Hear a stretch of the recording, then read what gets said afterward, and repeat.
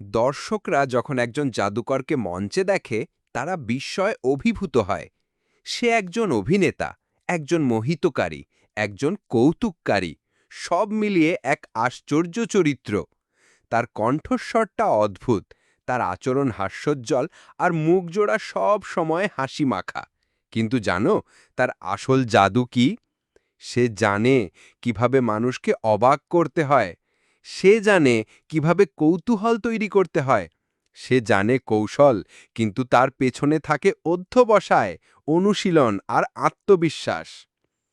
যে জাদু আমরা দেখি সেটা একটা কৌশল মাত্র, কিন্তু এই কৌশল তৈরি করতে তার লাগে ধৈর্য, প্রস্তুতি আর বিশ্বাস, নিজের ওপর বিশ্বাস। তুমি কি জানো তুমিও একজন জাদুকর হতে পারো?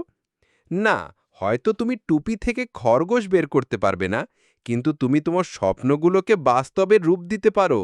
তুমি তোমার চোখে দেখা স্বপ্নকে অন্যদের দেখাতে পারো।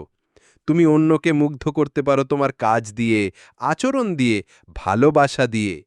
স্মরণ রাখো, জাদু হলো নিজের শক্তিকে খুঁজে বের করার আর সেটাকে বিশ্বাস করার নাম। মানুষ তখনই মোহিত হয় যখন তুমি নিজেকে উপস্থাপন করো আত্মবিশ্বাস আর হাসি মাখা মুখে।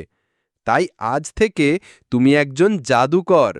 তোমার হাসি তোমার শক্তি, তোমার কণ্ঠ তোমার আত্মবিশ্বাস, আর তোমার স্বপ্ন তোমার আসল জাদু।